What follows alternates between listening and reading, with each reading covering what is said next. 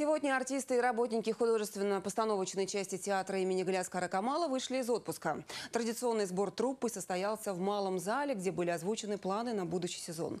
Как выяснилось, большая часть труппы отдыхала в родных татарстанских районах, в кругу близких людей, минуя Турцию и Египет. Перед началом сбора с представителями нескольких поколений театра встретился наш культурный обозреватель Дмитрий Пивоваров.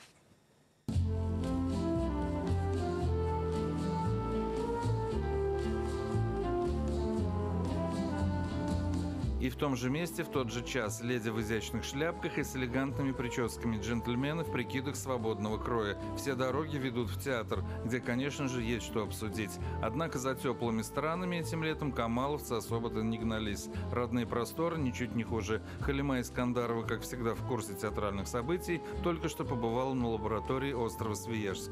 Здравствуйте, золото мое. И в том же месте, в тот же час.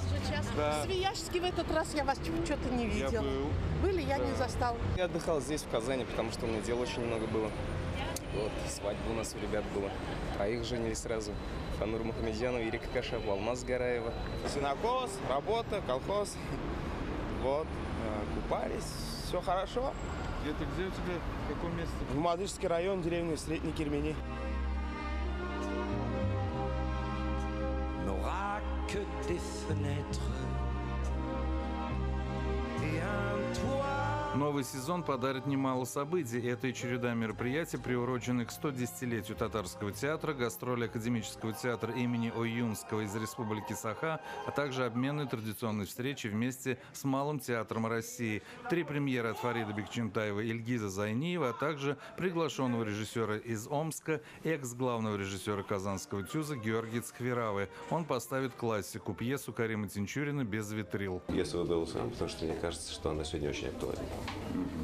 Я приехал сюда к друзьям, к актерам, которых я люблю и знаю, к руководителю, с которым я дружу всю жизнь, поэтому и Казань для меня город не чужой, у меня здесь сын живет, поэтому внук живет. Пока артисты еще в воспоминаниях о лете, Рушанья Юкачева отдыхала в Сочи, а Фанис Зиганшин на Кавказе. В этом году я прямо так рада, и мне очень понравилось. Там очень хорошие условия после ремонта. Минеральные воды, нарзаны. Вот. Желаю не болеть всем. Дмитрий Пивоваров, Сергей Ткаленко, телеканал «Эфир».